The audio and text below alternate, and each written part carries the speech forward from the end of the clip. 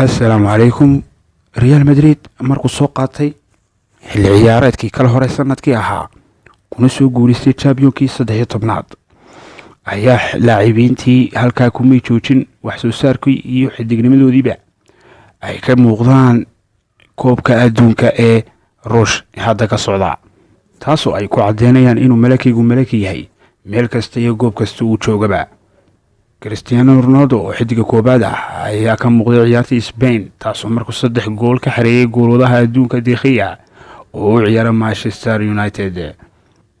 iyo goolka kale afaraad uu ka xareeyay Morocco ciyaartii ay ku wada kulmeen ee labaad ahayd. adigoo isla markaa aan ka fogaaninba Croatia ciyaartooyga dhexda ka ciyaara Luka Modric oo 2 gool isna ku leh koobkan adduunka ayaa goolkii koobaad u ka xareeyay xulka Nigeria oo kaasoo ahaa rigoore isla markaana goolkiisii labaad ahaa qaabka ugu quruxda badan leh uu ka xareeyay Argentina Toni Kroos, taasoo goolkii ugu dambeeyay uu ka xareeyay xilli daqiiqadii ugu dambeeyay guusha ahaa, taasoo faul ka xareeyay isla markaana goolkii guusha ahaa isaguna. iyadoo saasa ayaanan ilaawin ciyaartooyda Isbaanishka ama xulka Isbaanishka ka ciyaaraya Ramos, Isco, Asensio iyo Nacho xareeyay goolkii uu qurux badnaa Portugiiska xareeyay isla markaana ka qaatay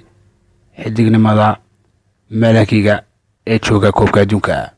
halka dhinaca kalena Keylor Navas aan ka tagin tiyo haddana guuldarro ay heshay, laakiin fursadu badbaadiyay xidignimadiisa ay ku cadeynaysaa inuu gool wadaha la barwan yahay